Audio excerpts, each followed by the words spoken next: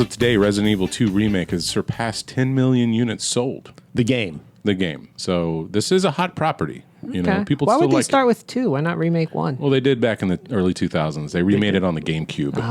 And then they basically put it out on some of the newer systems and kind of like tweaked the graphics, like basically kind of like put a filter on it, made it look a little bit better. So that game still looked new enough. And honestly, that remake still looks fucking amazing. It's fantastic. It's a great remake. So 2 and 3 were PS1, PlayStation 1, like kind of garbage graphics. So they redid those, and those are phenomenal. And then Resident Evil 4 comes out next year, the remake of 4, which I do not care for 4 really, but I'm excited to play again. That's the first Resident Evil game I remember hearing about ever, because a roommate of mine had it for the GameCube. 4 changed the gameplay style and is pretty highly regarded. I don't necessarily need a remake of it, but I'm going to play it. Okay. Those remakes have been great so far. I liked all of them, so yeah, keep them coming. Just do Code Veronica. We're not getting Code Veronica. Code Veronica did terrible. It's a great game with a shit story, okay? It's a lot of fun to play. So just redo the story parts and I'm in. Let's go. The lighting in this movie was amazing, but the story was shit. I don't know why it's not doing better at the box office. Well, look, this show also highlighted those stupid twins from Resident Evil Code Veronica. Yeah, the Ashford twins. I have that noted. So maybe. Let's get into this movie because there's a lot of really good game stuff in it, but before we do, oh boy, normally we check in to see what have you done since last time. Yeah, we haven't all been here in one session in a while. That's true. Have you guys watched anything since last time you want to bring up? You know what I watched? Totally unrelated to horror, but I do want to bring it up. A 80s movie called Fire and Ice. It's an animated one. The Ralph Bashki. Yeah, Sword and Sorcery. That was quite something. That was an experience. And I enjoyed watching that movie, even though the story sucked. What about Demon Eye, John? Didn't you watch Demon Eye also? Oh, I did watch Demon Eye. I have nothing to say about that movie. What a fucking yawn fest. You know, I think the most famous thing about it is the main lady is Amber Heard's assistant, and now she's famous for being in the trial. Oh, good for her. That's probably the most interesting thing about Demon Eye. Amber Heard. That name sounds familiar. She's the one who took a dump on Johnny Depp's bed. Yeah. The abuse trial. The Johnny Depp trial thing that happened. That whole thing. Oh, God, Jesus. Let's not talk about it. Yeah, that's not the... But that's what probably the most famous thing about this movie Welcome back to the Grave Talk, your TMZ short list. You want to hear news 6 months too late? We got you covered. Demon Eye is at a 3.2 out of 10 on IMDb. That is about right. Okay. Yeah. Garrett, do you have anything to bring up? Yes. I watched Brahms, The Boy 2. Oh, bad. It's terrible. It's so bad. I went with the second one without seeing the first one because it sounded more like the Robert the Doll story in the description. First one's good. Oh, okay. So I fucked up. Yeah, you flipped the coin and you wrong. blew it. The first one was like a nanny comes and a boy and his doll. They treat a boy like the doll like a real boy, and I was like, that sounds dumb. And then the second one was like a family moves into a house. Their son basically connects with this creepy doll. And I was like, oh, this is Robert the Doll. Like, this is cool. And no, it's not cool at all. Brahms The Boy 2 is trash. Yeah. I also watched again Come Play, which has a bunch of creepy visuals. Is not the best movie, but it's pretty fun. It's got the chick from Community in it. I can't remember her name. Which one? Brie Larson? No. Allison Brie? Allison Brie, yeah. The brunette or the blonde? Wait, is it the chick from... The Glow? Mad Men? Sure, all those names are names. Anyway, it's now I don't even know if she's from Community. It's pretty good. Come Play. Actually, I don't know if she was anymore. Come Play was actually pretty good. It had a lot of really good visuals. The story is kind of so-so. It was a short that got adapted into a long movie, and I think there's some real good meat there, but the seasoning is just a little off. But it was okay. And then Jillian I watched Jacobs. Jillian Jacobs. And she is from Community. She's the blonde. There you go. Okay. Yeah. And then I watched Incantation, that new movie, that Korean movie, I think it is, on Netflix that everyone's raving about and be like, oh my God, bro, you can't make it through this. That shit is creepy as fuck. Is it a zombie? It's kind of like a, ritual. I don't want to explain anything because it's too, but let's just say this. It's about like some rituals. It's about like, what you see. Is it there? Is it isn't there? Are you seeing things you want to see based off, things that happen? I recommend watching it with the subtitles and the original audio because the voiceover is not great. It does not seem to match at all for me, and it was really bad. I had to take it off the dub. So watch it with the subtitles, which is difficult because so much of this movie is visual creepiness, but it flowed that much better for me. But this movie is like it's making the rounds on the TikToks if you will. The tickety talks. On the Instagrams. And everyone's like, bro, you can't make it through this movie, blah, blah. It's pretty fucking creepy looking. Like, it's got a lot of really badass jump scares. It's got a lot of, like, just wild visuals that really fucked me up. Story's decent. Nothing too new. I recommend checking it out. It's on Netflix also.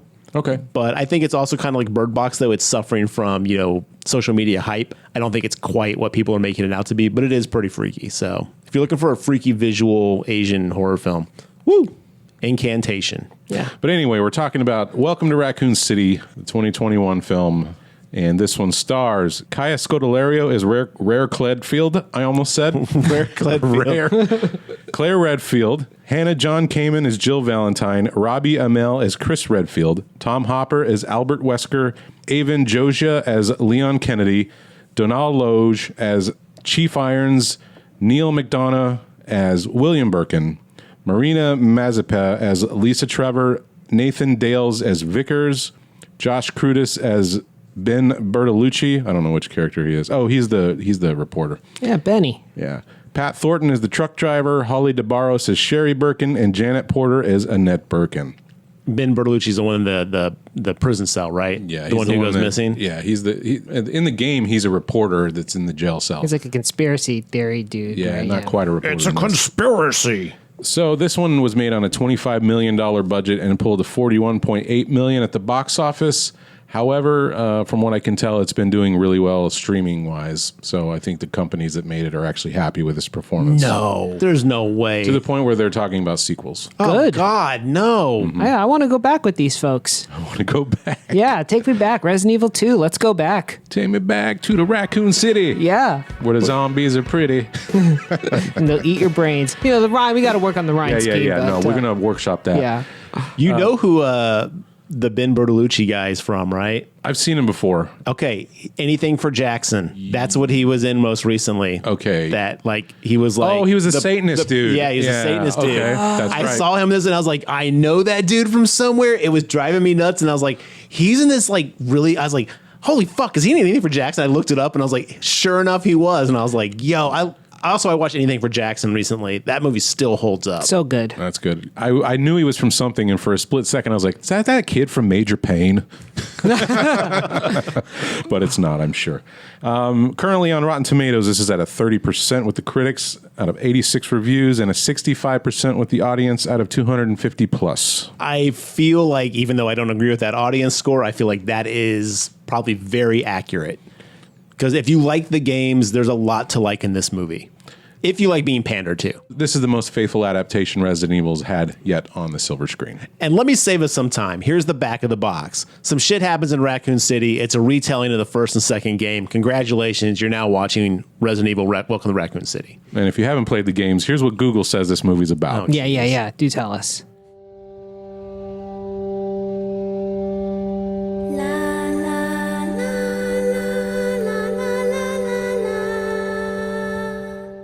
Welcome to Raccoon City, once the booming home of pharmaceutical giant Umbrella Corp. The company's exodus left the city a wasteland, a dying town with great evil brewing below the surface. When that evil is unleashed, a group of survivors must work together to uncover the truth behind Umbrella and make it through the night. Wait, must they? Because they don't. Well, Only one person does, and the rest just stumble into it. But they do walk out of that train tunnel Yeah. like very staged and garbagely at the end. Yes, they do. But again, they're not trying to uncover shit. They stumble into a last minute like, oh, so that's going down? Bummer. There's two stories in this movie, I guess because it covers two games. That makes a lot more sense now. That seem only tangentially related until the end where they sort of forced them to smash Correct. together. Because one of them is, that one girl, Claire, comes to the Raccoon City to uncover some shit. And then the other one are a bunch of cops in a mansion. And that's part two. So part one is the mansion stuff. Part two is Claire and Leon coming to town in the games. Okay. And I actually called you, Mark, on the phone, and I was like, you have to tell me, is this a remake? What the fuck is going on? Like, You were very confused, and rightly so. With all the Resident Evil garbage that's been dropped on us all at once, it's confusing. because like it's two completely. So Resident Evil 2 takes place a while after Resident Evil 1. The mansion stuff happens, and then Chris goes missing, and that's why Claire's coming to town in the game is to find Chris because she hasn't heard from him. And Leon is coming to town at this point to basically join the RPD, Raccoon City Police Department. I don't know why it's not RCPD. It's RPD. RPD sounds nicer. It does, but a little bit weird on the tongue. Well, yeah, that makes sense, right? The NYPD isn't the NYCPD. I think you drop city. Okay, all right. Well played, sir. You have my respect, Stark. Headcanon for shit I don't even know about. But yeah, no, it's definitely a combination of the two games. It's very awkward to have, Claire show up under the premises she shows up in this movie, as opposed to I think it what worked. they do in the game. As someone who didn't know the game, I mean, I get it. She's coming here to investigate all this crazy bullshit because she buys into this conspiracy theory guy. Another movie where the conspiracy theory person is right. I'm not a huge fan of that in this day and age, but whatever. I get her. I understood her motivation. I do think that some of the stories suffer because they're trying to do two stories at once. I agree with that. Right? Yeah. I'm going to give this movie a 0 out of 10 based on the fact there is no Barry. Barry, where's Barry? And this should be called Resident Evil Barry Where's Barry. And no Rebecca Chambers either. No Rebecca Chambers. These are characters from the first one. Oh, okay, the original Spencer Mansion story, it's Jill and Barry and Wesker looking for Chris. And then Chris shows up at the end of the game. Oh. Depending on who you choose. The game's a duality, right? You can choose Jill or Chris to play as. Yeah. But no Barry, come on, man. I need my Barry. I'm a huge Barry needs his fan. berries. How about going down to check by yourself? I have a rope here. Oh, do you? Well, then I'll try to go down using the rope. The way this movie seems, maybe like in the background on a whiteboard or some shit. They're like, Barry off today. That should have been like Barry out sick or something would have been great. I thought Vickers was Barry for half the movie. Right? Like, who was that guy? Vickers. He's a dude, actually. He is a he in the legit game? character. Yeah, he gets killed. Was he the helicopter dude or something? His outfit is exactly the same. Okay. Yeah, there was one of those guys. They kept like running around with Chris in the mansion. I was like, what? That's who's that Vickers. guy? Yeah. Okay. And he actually is in the game. He is one of the members of STARS, and he's the one that you run into in the Resident Evil 3. Remember at the beginning when Jill's like escaping the city and she's like, Brad, what are you doing? And he's like, you got to get out of here. And he sacrifices himself because he's been bit. Okay. Yeah. Gotcha. Brad Vickers. Understood. And the rest of them, they call them jobbers. Who's there is just to get fucked. Also 0 out of 10. Not a single crank in this Resident Evil movie. Resident Evil loves itself some crank. It could be hexagonal shape, it could be squared, but there is not a Resident Evil game without a crank. We're not talking about crack cocaine. Yeah, I was like, no. there's drugs? I'm talking about the tool, a wrench, a crank, to open and get through puzzles. Oh, so it's like you find the hole and you got to go find the crank. Okay. okay. Resident Evil 1 had 2 cranks. 2 cranks. 2 whole cranks. Not a single crank in this movie. 0 out of 10. Resident Evil is chocked full of puzzles where you have to like find stuff like that and do things like that. The keys at the end of the movie where they have like the different like card suits. Yeah. That's actually from the game. You have to find different keys that match different doors, which drove me nuts because she's like the second key, and I was like, oh, okay. And then she opens up a red circle, and I was like, and then the clover key goes in, and I was like, wait a minute, that's not how this fucking works. No. Like, They were fast and loose with the keys here. Yeah, that's pretty standard all just FPS fun. stuff, though, right? Blue key for blue door, and then you keep going. but the colors didn't even match, though. Yeah, I know that. There was a red diamond. They did not play They Doom. didn't put it in the red. Anyway, there was a lot of references in this movie that were just like for the fans of the game, but really had no bearing on anything. But I kind of felt that kind of cheaped it out a little bit. I'm not saying like they had to find a diamond door, but like, I don't know. It felt like the references and the like nods to the game that we got were so forced. Like, see, it's that thing you remembered. And it's like, I know you don't have to cram it. I just hate when movies insult my intelligence. Like when you watch a scene where something happens and then a character comes in right after and is like, so I hear you closed the Johnson case. It's like, yeah, we just saw that. Like the movie doesn't trust you enough to know that you got what happened on screen. I hate when movies do that. And this movie basically does that with the references. But the problem is that movies have been trained to do that because otherwise, 3 guys with a podcast is like, how did Bill know they closed the Johnson case, huh? They never said it on the screen. You actually can't trust audiences. Maybe 2 of the 3 people in the podcast. That's true. I headcanon everything. So you can't trust audiences to make leaps anymore. They just start. So CinemaSins has ruined a generation of movie watchers. So Crank and Barry aside, I wanted to do this movie fully expecting That's to my hate. favorite. That's my favorite cereal, Crankenberry. Crankenberry. Love some Crankenberry. Okay, I'll chalk you, little blueberry. Hand me that Crankenberry over there. I wanted to do this movie because I fully expected to go into just absolutely hate and ridicule when we came time to talk about it.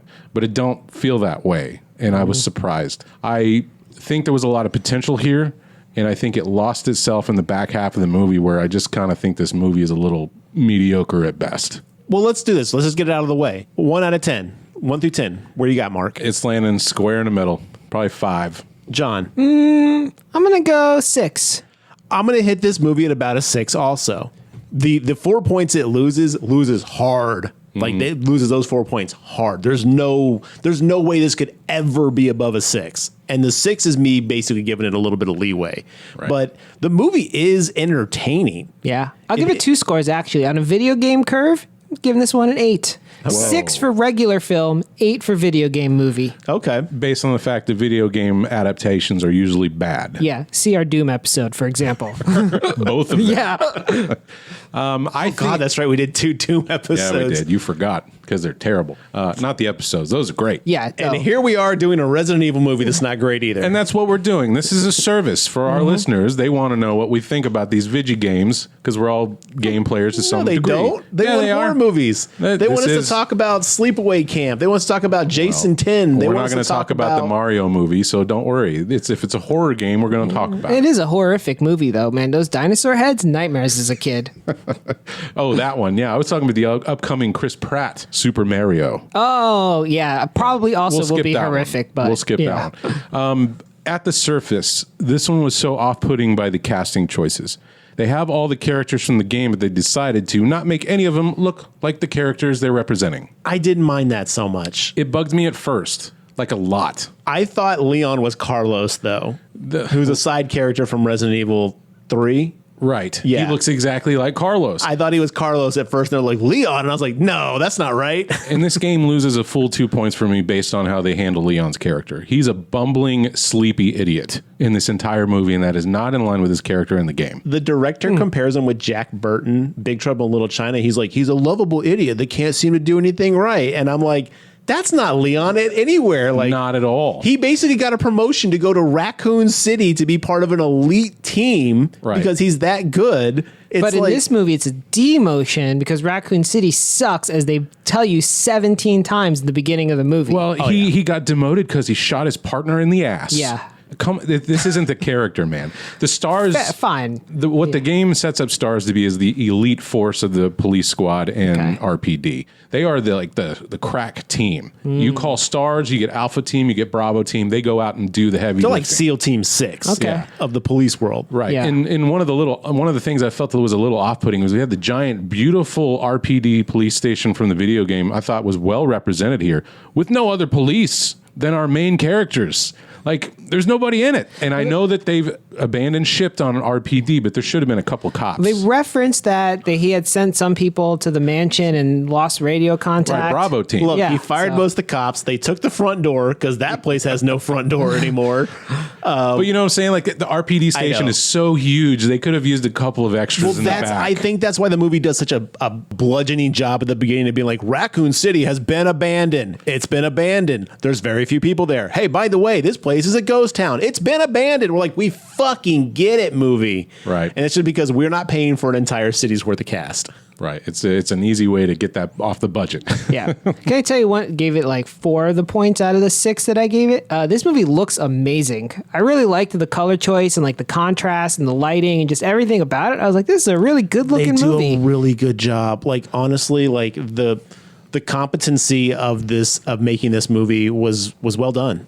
Okay, except for the soundtrack guy, whoever was the fucking person who scored this movie, that person can go die. They in a spent all fire. their money on that Journey tune. No, they spent all their money on like 3 girls going la la la la la la, which happened every time Claire came on screen. Well, we got an orphanage, baby. Every We gotta time have- the orphanage was there, every time Sherry Birkin showed up, every time the Ashford twins, was there a kid? La la la la. I was like, oh my god, oh, Well, look, so bad. how are you going to know they're children unless you have the audio cue? Well, see, the thing one is of my I'm notes watching is- this movie with my eyeballs, and I see that they are children. No, one of my notes is, thank God this movie tells me about children. I was unfamiliar. Okay, so children exist in Raccoon City. I know now. Well, now that you're up to speed, let's get into it. At first, I thought they were just little adults, but they're completely different. So look a child to you or I. There were a few special effects that I was like, ooh, that looks bad. Yeah, it's a here video and game there. movie, but Like one of the zombies, like I think whenever they shoot the zombie in the head, like the blood dripping or something like that. Like, See, I didn't mind that because it was so because as much VFX they had in this one, like honestly, the few times it stumbled, I was willing to give him a pass. Yeah. Because the rest of it was done really well. Now, there are some fuck ups in this movie, like when the dog bites that truck driver's hand, he bites his left hand and then he's holding his right hand and it's bleeding. And I'm like, oh, you guys missed it. Yeah. continuity error there, huh? It's like, come on, guys, get it together. Which no, see through the camera, the left and right. It's No camera left, bro. Yeah, it's your left. So They forgot to flip mirror mode. exactly, just one checkbox. But no, to your point, John, this movie actually is really well made, Yeah. which is why it's so upsetting that they did some of the things they did with the characters. Like, Mark, correct me if I'm wrong. We'll get back to Leon because we need to talk about Leon. But like, was Jill ever into Wesker? No. Like romantically? Absolutely not. Okay, they hammer that home in this movie. And then the fact that Chris loves, Jill, and I'm like, what is this? I was like, I swear to God, if I get a love triangle thing in this movie, I'm turning it off. I was that like ready to be pissed Luckily, about they it. don't dive into that too much. Yeah. You know what I mean? It was kind of surface level, but you're right. We didn't really even need that. We also didn't need, in my opinion, Claire and Chris being orphans. What the shit was this? Oh, so that's not from the game? No. Oh, okay. Because I was like, this is really dumb. There is an orphanage in the storylines, but it has nothing like Cheryl or somebody else is like one of the kids at the orphanage. Well, Lisa Trevor is actually a character who helps you out, but she's like, she chases you. She's like infected. She's kind of like a, you got to get away from her type character. She's not a like Right. monster, a Quasimodo who helps you. yeah, she's not a sympathetic character like it is in this. And she is wearing human skin, right? She has a mask. tragic story in the game, but Yes. she's way creepier and cooler in the game than they make her out to be in this. And I thought that was a plot line that was a little weak.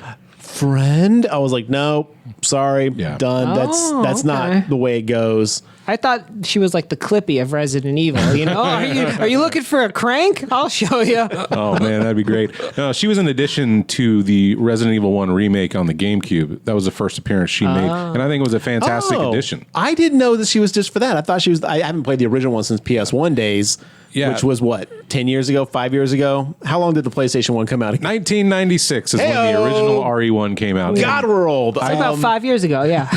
I, for no reason, not connected to the podcast, replayed that one like 2 weeks ago before Garrett was like, what about that Resident Evil? I was like, yes. I'm in the mood to talk about Resident Evil because I just played part 1 again. So, And just for the record listeners, we could have had Exorcism of God or we could have had Sleepaway Camp. Fun fact, you're going to get both of those also, listeners. So, you know. those are in the garbage. Those are never coming out now. Thanks, Mark. Yeah, banned, thanks to Mark. Well, that's cool. I didn't know she was just from the remake. I thought she was a great addition to that storyline then. And that's why I keep saying redo Code Veronica because you'd make the story better. Come on. Yeah, maybe. So anyway, how does this one kick off? An orphanage. Yeah. Right. Creepy orphanage, naturally. La, la, la. Oh, sorry. I'm not going to do that the whole episode. And But apparently, if you are with your sister and or brother in an orphanage, you must sleep in the same twin bunk. Yeah, that's just You enough. don't get your own bed. That- You think we got enough beds around here, twins? No, we don't. rules and regulations, Mark. They're spending all of their money on like la la la la la's. They hire an actual child to do that. Good. Because we see baby Claire, I say baby, child Claire and child Chris asleep in a bed, and which see. we don't know with Claire and Chris at the time. It's just two orphans. Right. And there's a creepy hand that comes on screen. It's kind of getting in the face of Claire. And I guess Lisa Trevor, like Garrett said, she's wearing this hood.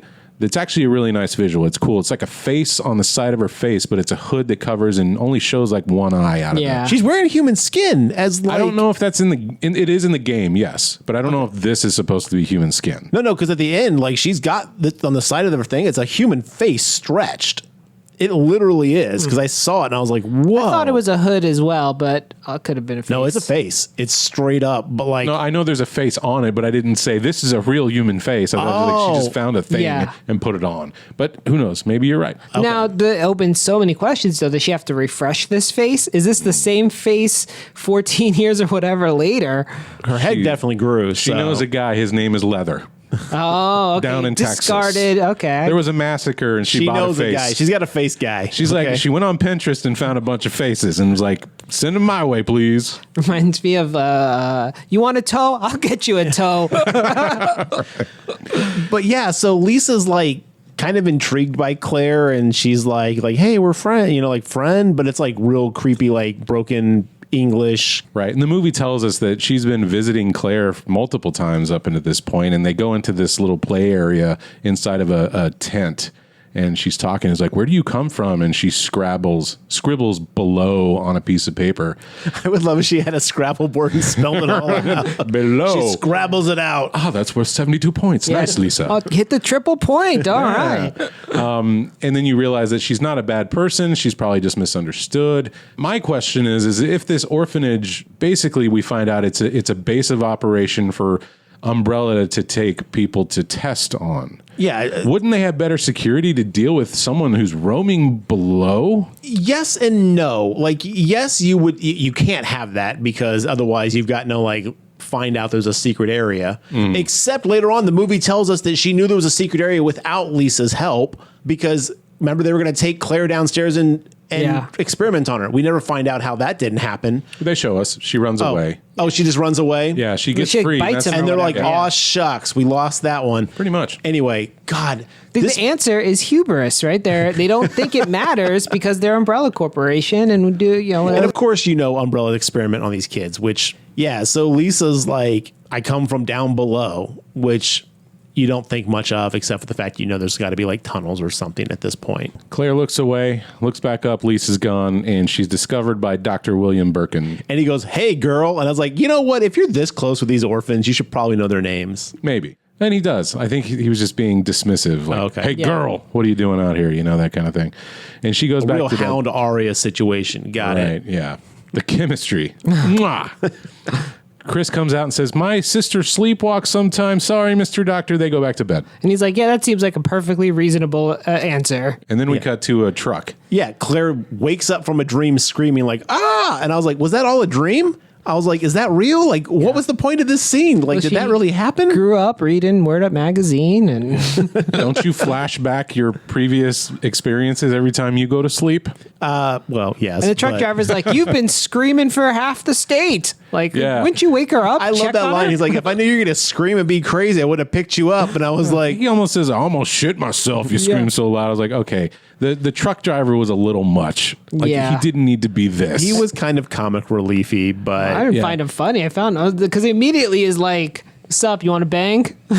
And he Does he say that? no, but he comes on Damn it. very strong. Right. He's that very stereotypical driver of the trucks. Driver of the trucks. That's what they say. So I'm then- not a truck driver. I'm a driver of the He's trucks. eating like a sandwich. He's putting his hand on her thigh, like. And so then he goes, "So you're going back to Raccoon City? Why are you going back to Raccoon City? That place is abandoned. That place is gone. Everyone's like left that place. So Raccoon City, huh? Yeah, he's blah, like, blah, blah. if I lived in Raccoon City, I would kill myself. Like, damn, dude. Nothing but poor people, and the city's pretty much abandoned." It's like, dude, we fucking get it. And then out of nowhere, bam, smash cut. They hit someone on the road. Yeah, well, he's like moving in to kiss her while he's driving or some shit, and then he's like, I didn't see that part. Yeah, and he's like, "Oh, that wasn't my fault. You saw, right? That was like, yeah, dude, your eyes weren't on the road, so I think it was your fault." Was he trying to kiss her? Yeah, because he had his hand on her thigh and shit. What? I don't remember that at all. I did not see that. I thought he was just talking to her, looking I watched over this at her. twice. Okay, And I didn't pick Maybe that up. I imagined all John's that. headcanon's going into a real weird porno Apparently, place. yeah, I'm making I fantasy think we headcanon see now. what you think of drivers of the trucks, my friend. I'll tell you what. Yeah, that's true. They're all just pervs. Well, maybe he did, maybe he didn't, but I didn't see that Well, happen. Ass, grass, or smash. Yeah, I mean, look, maybe I'm wrong. It's very possible. Regardless, the truck driver is distracted. His eyes are off the road, and he hits somebody. Yeah. And he starts freaking the fuck out. They stop and jump out to No, examine. Claire gets out. She At gets out first, yeah. first. She's Yeah. like, "You just creamed a person whose body is stuck to the grill as he's driving until he stops," which I loved that visual. And I was Yeah. like, damn, she is in the grill. And then he hops out of the cab, too, and he's like, fuck, fuck, fuck, fuck, fuck. I'm fucked. I'm so fucking fucked. Can I was we like, talk okay. about how this movie loves the word fuck so so much? many. Everyone was so excited to say it so often. Right, I was like, nobody, even I curse a lot, but I don't go that hard. Oh, you guys fucking are amateurs. So I need to up my fucking game game, is what you're saying. Yeah, so he's like, so what do we do here? And she's like, get a sheet, we'll wrap her up, and we'll take her with us into town. And he's like, don't worry, my brother's a cop. And he's like, a cop, great, fuck me then. You know, and you're like, get with the hit and run and blah blah blah. And it's just like, okay, what the hell, dude? So she turns around and she's gone. Well, yeah, the victim isn't on the road anymore. She turns around and is like, get your shit together, sir. And then like the lady who got hit is gone. And this then is the first person you've killed with your truck. Can't be. Yeah. And then the Can't dog be. opens the car door, jumps down, and goes and starts licking the blood pool on the ground. Dude, as a dog owner, I would never, even without the T virus, let my dog lick up human blood. I've seen way too many people with their dogs at the park going, no, stop eating that, and go get their dogs. Don't just let them lick blood stains. No, they're a little nonchalant about the blood licking here. Yeah. But to be fair, they we had to thought get that dog to turn into a zombie somehow, though. That's how we do it. But they also did just hit somebody and now they're missing. I might be a little disoriented as well. And okay, then all right, I'll give I him might that. not have noticed the dog licking the blood, you know what I mean? As I'm panicking, looking for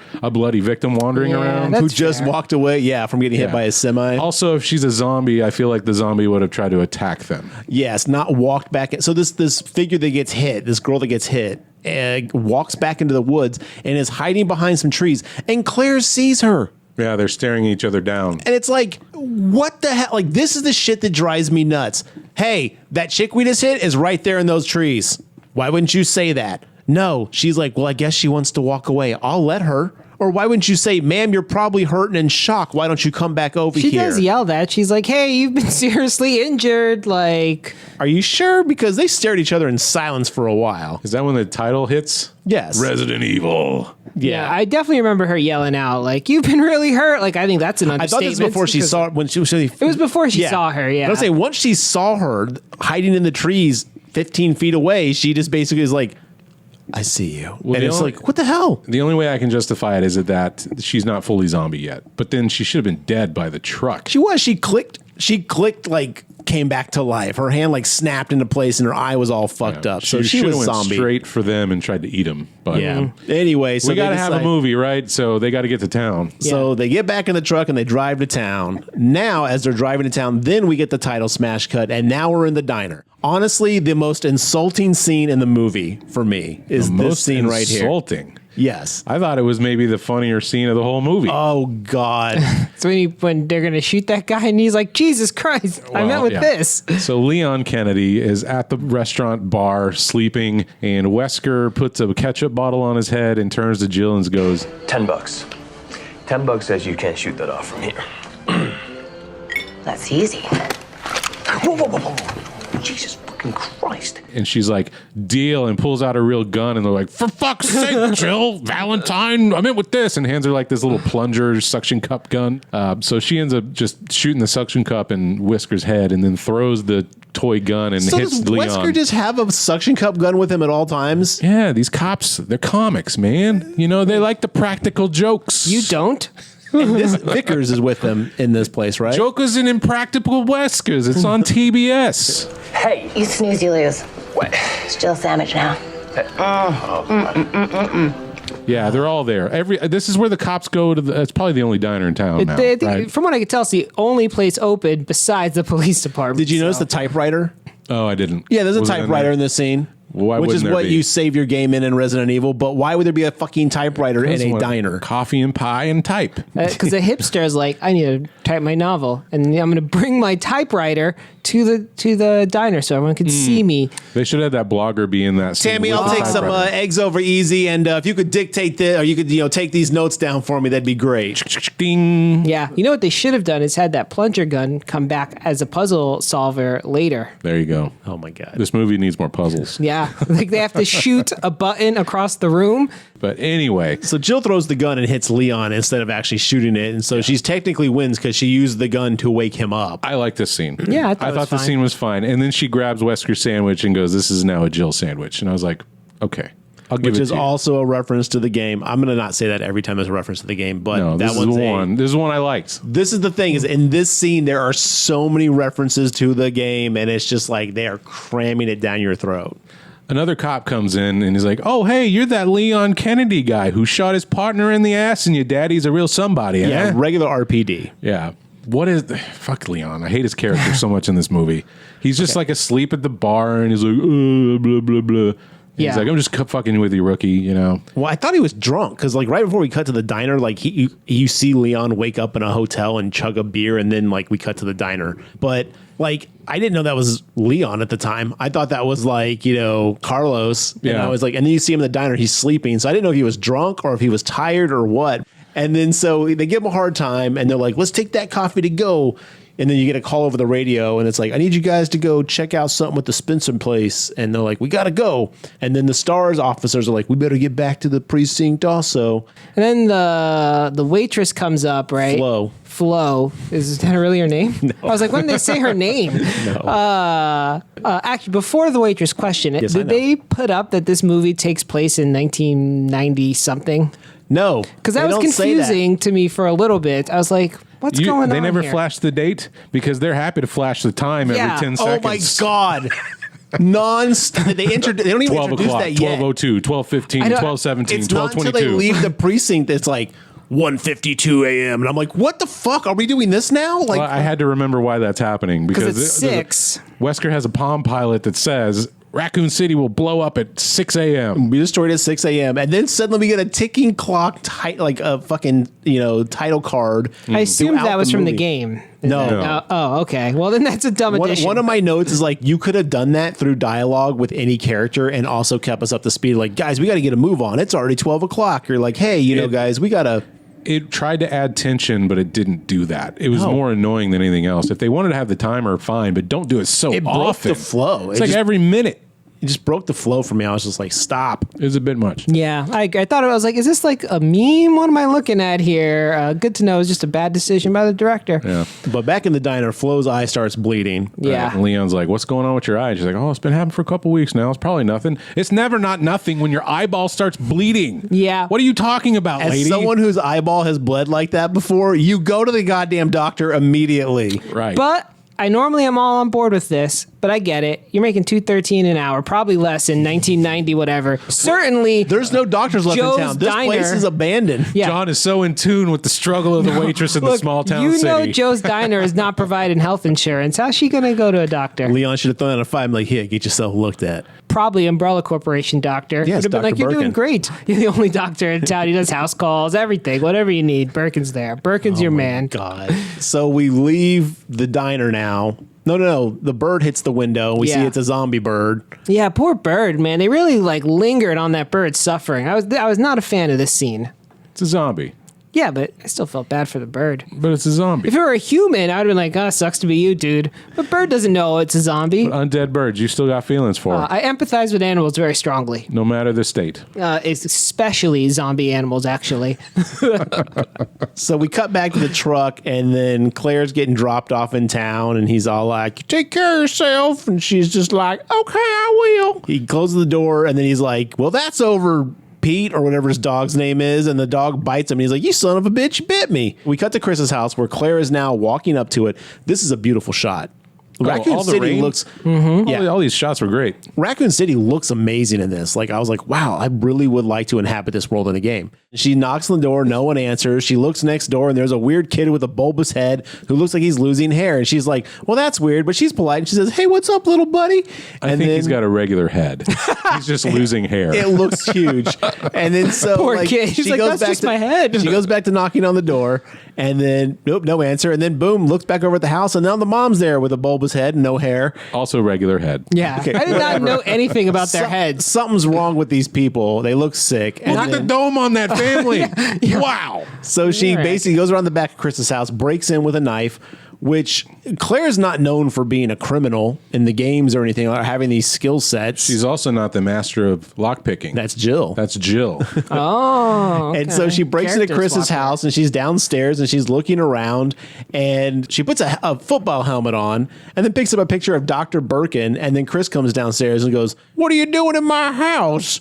I can't believe you just broke in. And there's a whole interplay between these two, which I thought was extremely terrible. Chris is very straight-laced, like, I'm, Mr. Good Cop, follow the rules, like, very... Well, he says, like, I owe everything to Dr. Birkin. An Umbrella. They put me through school. They got me at this job. I'm in stars, like, he's like a father figure to me.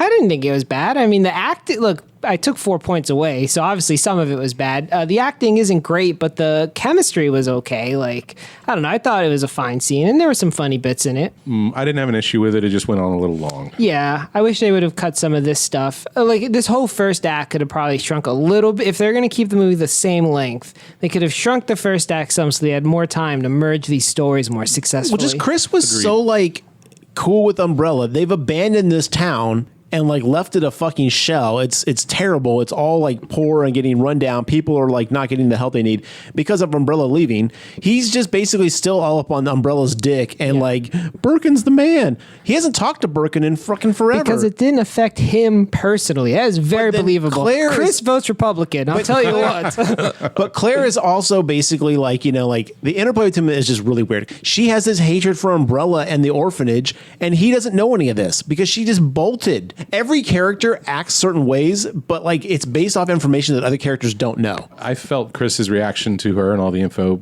to be believable. Yeah. Because he didn't have that information that she had. He was mostly confused and overwhelmed. She puts the tape in, and it's like, you know, like here, this reporter went. She had the VHS tape on her. Also, when my uncle emails me garbage like conspiracy theories, I don't believe them. No, I'm not saying he has to believe it, but I'm saying like she had such a hostility towards Chris for liking Umbrella. And I'm like, at no point have you ever told him what happened at the orphanage? At no point have apparently you. Not. But that's what I'm saying. Well, like, they say they don't talk. Like, I mean, they brought that up. And I mean, to me, these are perfectly believable but interactions. Chris was acting like he sees her all the time. He's like, oh, you're back for more money? You're back for this? And it's like, well, no, he's like, I haven't seen you in 5 years. You just wanted to show up today. They like, are way older than 5 years from that orphanage, though. But we don't know what they were like 10 in that. They're like 27. But we don't 29. know the backstory of how they saw each other 5 years ago. Could have been, you know, two ships in the night, you know, like. To me, it's like, oh, here's a crazy relative telling me crazy relative shit. I still love them. Your orphan sister who you were in an orphanage with. I feel like you'd have a little bit, like, but he's probably got a degree of abandonment. Yeah, like she left him alone. Also, and now he's like, well, what the fuck do you want? You bailed on me. And he's still like, yeah, you can stay here, like whatever. So he plays the tape, or she plays the tape, and it's all like Ben Bertolucci, and he's all like, it's in the water. Umbrella's basically like got a leak. They fucked up big. There's a huge one now. And then she's like, see? We're talking Chernobyl. I'm like, oh, okay, damn. The genie's out of the bottle. Yeah. And then that's when Chris is all like, Umbrella's never done anything wrong. You're crazy, blah, blah, blah, which is fair. And then she goes, how come you're not affected by the water, Chris? He didn't befall that fate. And they also say that all the cops had been dosed with something to keep them from getting infected. When did they say that? The conspiracy reporter guy in the prison says that. Oh, God, okay. It's probably in some shot you took or whatever. Okay, I missed that shit. That bothered me. I was like, what the fuck is this? Everyone's just, our main characters are immune to the thing that turns you into zombies. But yeah, Chris has a water bottle with Umbrella logo on it, so clearly he's not drinking from the same streams that's infected the town. Then how come Brad Vickers wasn't impervious from being turned into a zombie when he got attacked by zombies? If they basically I just think they didn't have the diseased water. Yeah, I don't think that what they're immune from is zombie bites. I think they're immune from whatever got, like the low levels that are in the water. Because all the cops who got bit, like turned, you know, so that dosage is enough to override whatever minor immunity they have. Moving on. I'm not convinced, but moving on. Well, that's what the movie explains. I'm just saying, that's what the movie gives you. But if you're like impervious to drinking water all the time and getting the T virus, because it turned everybody else into zombies. I mean, we got COVID vaccines and we still get COVID. Yeah. You know, it's true, but the rest of the city turned into zombies by drinking the water. Right. If you want to break it down, sure. I'm sure Chris taking a shower from the local water supply might get him, you know, if he gets in his eyes or something. I think it's just a matter of dosage, right? Like a bite is a very, like if you are immune to a low amount of something, and then you just get your system gets flooded with it. Like, oh, okay. True. Again, let's not break this down too much, but I feel like you drink a lot more water than saliva gets into your blood when you get bitten. Like if I were to bite you right now, John. Garrett, trust the audience. Also, explain to me exactly how this vaccine works and the viral load.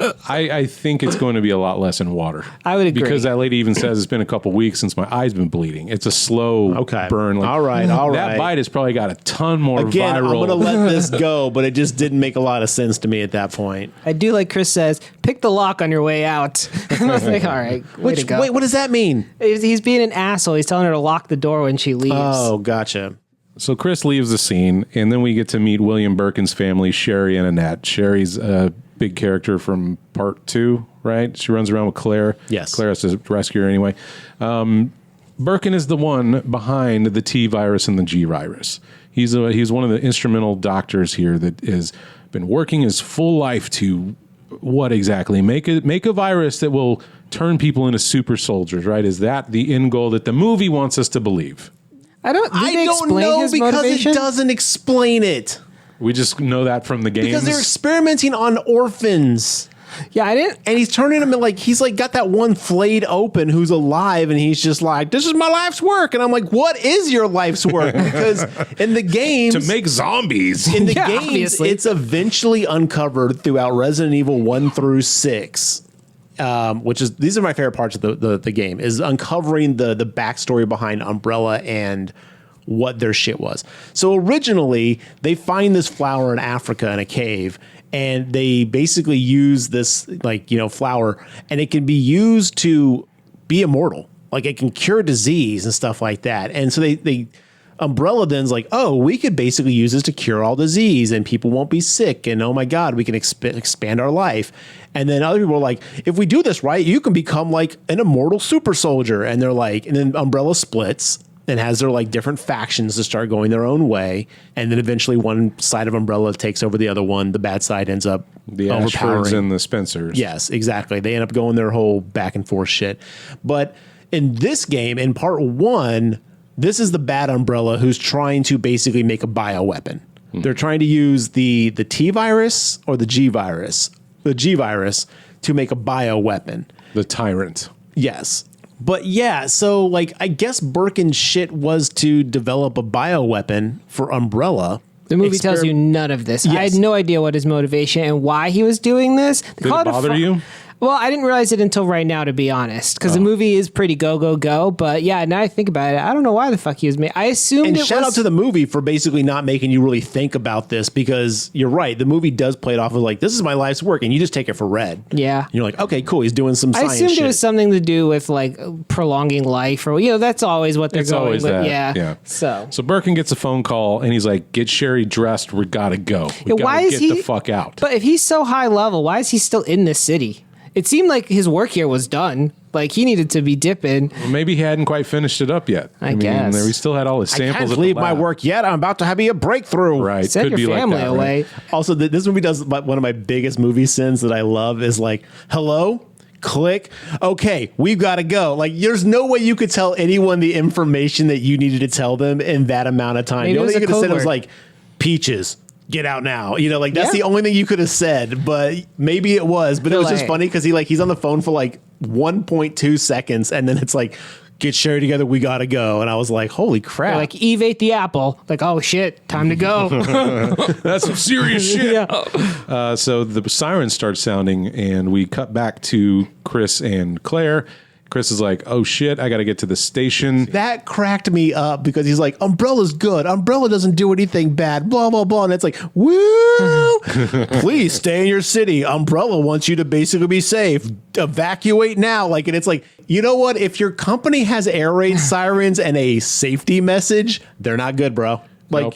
how did you not know about this? Yeah, this is not a zombie invasion, I'll tell you that. Like, damn, that's really specific. Well, look, it's 1998, and Chris Redfield is a real naive rube. Okay, Yes, we're just, agreed. that's where we're at, Him and Leon cut from the same cloth, pretty much. Before the kid comes in, the mom is at the window. writing itchy tasty in Right. blood, Yeah. which is a reference It's to in the game. a game, the thing in the game. Yeah, I wish she writes it in blood backwards, and I wish they would have just left it at that. Because in a minute, she breaks into the house and scream runs at Claire and goes, "Itchy tasty!" Yeah. Well, that's a reference to the guy who loses his mind in the documents you find. Yeah, but in I the think game. it would have been more natural if she hadn't agree. screamed it at him. There's a after lot of writing things it. that would have been a lot more natural. People did different in this movie. And Claire's like, this is some weird shit. So then she hears like some rustling behind her, and that's when it's the kid with a very normal head, and she sees him under the table, and she's like, "Oh, do you need help?" And he's like, "No, you do."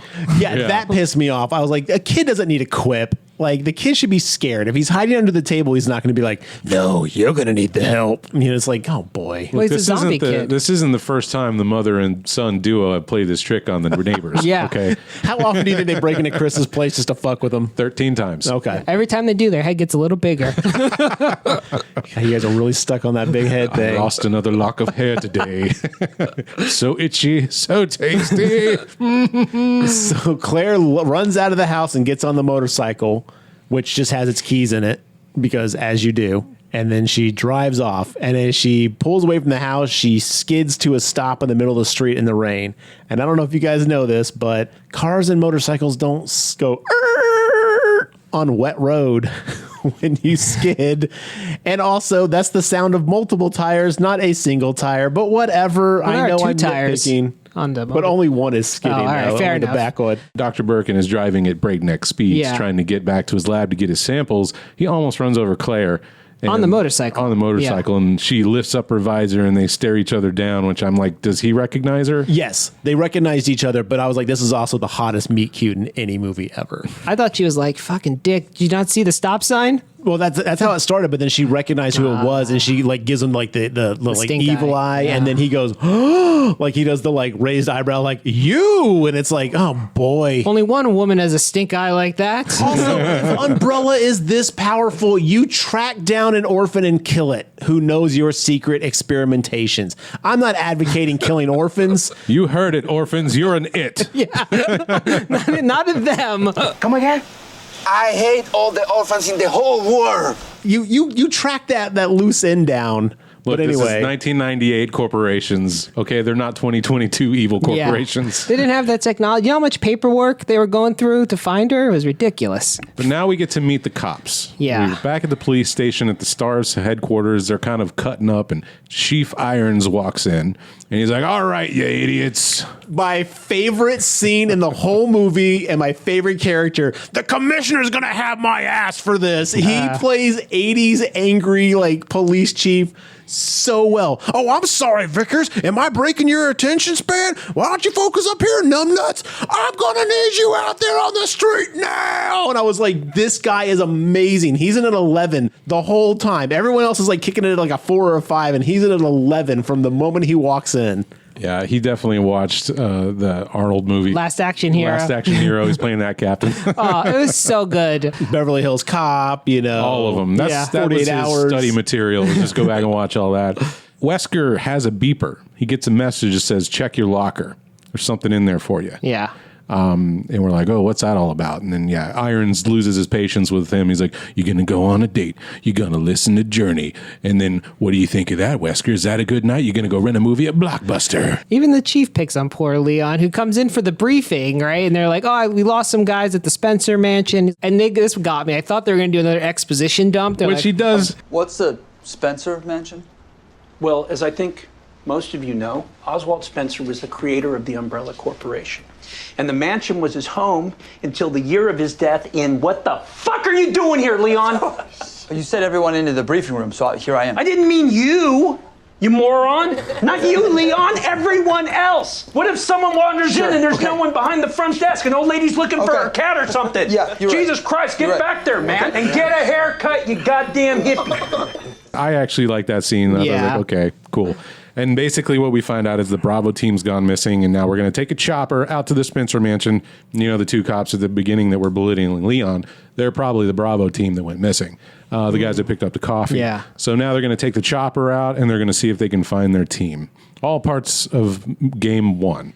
And right about this time, the semi-truck with our truck driver who's been bit is starting to look a little woozy behind the wheel. Yeah. He's turning. Yeah, and they're just barreling straight at the RPD station, jackknifes his truck, and it explodes right in front, all while Leon is listening to some 80s music and doesn't hear a giant explosion. Not 80s, 90s, but yes. I'm going to tell you what, the least believe I've worn those shitty headphones. They didn't block out any Oh sound. no, you're hearing everything, especially a semi of petroleum Yeah. exploding. He's asleep at the front desk with the giant double doors to this police station wide open. Yeah, he would have heard heard or at least felt the heat. It's maybe 70 feet away. It's maybe like 70 to 100 feet away. And also, John's right. There'd be a blast of heat that hits you in the face. Like, what in the fucking hell? Yeah. Am I on fire? Oh, the concussion blast from an explosion like that would be enough to be like jar you awake. But they wanted to do the scene, which I thought looked cool. You got that 90s tune playing, and a zombie truck driver walks into the RPD fully aflame. And then Leon hears a gunshot. Kate Bush is running up the hill. No, I'm just kidding. It might as well have been. But yeah, as Leon's sleeping and this guy's walking towards him on fire, Captain Irons appears next to him and shoots the zombie dead. But he hears that. Yeah. Hears the gunshot, but not the explosion. Ridiculous. Does the chief know what the zombies are? Is the chief in on Umbrella's experiments? Like, he acts like he should know what this is. In and the I'm games, like, he does. But in the movies, Yes. he doesn't, because multiple times he's like, I have no fucking. He's Yes. like, I don't. When they're like, oh, if you shut up, I'll tell you what the alarm is about. I don't know. I love that line. I thought that was great. And he mentions like other times that he has no fucking idea what's happening. So Yeah, so Leon's like, what's going on right now, Captain? He's like, whatever. He goes back to his office. He starts packing up his things. Like, where are you going? He's like, I'm getting the fuck out of here. Again, another example in this movie where characters act like they don't know something, but they do know something. Like, the movie tries to have it both ways sometimes by accident, or it's just like, I think he escapes when he sees the zombies at the gates, right? does, So he but- sends Leon. but Go Leon's close like, the what gate. is that? And he's like, you'll find out in a minute. Like as if he knows. And it's just like, dude. No, that's true. Right, but they do bolt the gate shut at the Yes. RPD station. And while Irons is gathering these things, like Leon's like, well, you can't leave. Who's going to be in charge? Like, you are. Congratulations on your promotion. I love that. That was so awesome. And like Leon follows him the entire way out. Like they even Like go a into the puppy? I know. He's in the garage, getting in his car, starting his like, go tell your dad that your useless son got a promotion. Leave me the fuck alone. Berating him the whole time. Oh man, it's so hilarious. And he drives off, and Leon's just like, oh, I don't know what to do now. So we cut to the chopper flying overhead in the forest. Our Alpha team is looking for Bravo team. We've got Jill, we've got Wesker, we've got Vickers, we got Redfield. Chris Redfield. Anyway, they locate the Jeep. It's been flipped over. They're like, oh, shit. There's Bravo team's Jeep. They land, and they start searching the forest, and they come upon the Spencer Mansion. The iconic... Which looked great. Yeah, they did a good job of recreating the mansion from game one. Mm-hmm. They walk in, there's this irreverent music playing as you see the chandeliers. And we forgot to mention this. Wesker at this point has already gotten his Palm Pilot that informed him that he needed to get some of that G virus and T virus samples, and Raccoon City is going to be blown up at 6 o'clock. Wait, did it say the G and T virus samples? No, but this is okay. It was because he opens at the police station. He opens up his locker, and it's there, and it basically says, like Raccoon City will be destroyed at 6 a.m. And he's like, what? And they're like, you need to basically get out of there before then. It and then starts he's off like, by saying everything you need to know is on this Palm Pilot. Yes. Yeah. Or this device. And then it basically says, Raccoon City will be destroyed at 6. That's it. That's all we know. We don't know he's supposed to get the virus. We don't know any of this stuff. But now we know Wesker's a double agent. Yeah. If you But gave the is he though? Because they play him off as a sympathetic fucking I know. hero at the end. It was a bit much, definitely. I think if you gave an average person a Palm Pilot in 1996, they'd be like, I don't know what to do with this square piece of plastic. You're not wrong. Well, he's working for somebody. He's like, I don't know what they want. I don't know who they are. Then he uncovers the secret tunnel in the mansion, and he's like, wow, they were right. And I'm like, well, what do you know? Because you're acting like you don't know shit. You don't know anything about what you're supposed to be doing. And then you're like, oh, wait, all this intel was correct. And it's like, what? It was just all over the place as far as what characters knew and didn't know at the time they needed to. And it drove me crazy because at the end, when he goes to get the virus, he's like, I'm going to need those. And I'm like, does he know what those are? Have you ever followed a recipe online? Yeah. And it's like step 1, step 2, and then Yeah. the ingredients and the steps are way out of place, and you got to scroll through everybody's like, when I was 13, my grandmother made the best pecan sandies I've ever tasted. No, I've never done that. This is how the online recipes go. It's true. They all have big stories. Regardless of how many times I've read how to make a pecan sandy, I have to scroll up and down, up and down. Is it a tablespoon? Is it a teaspoon? Why Is are it you this and is making that? pecan sandies? 'Cause they're Why is it delicious.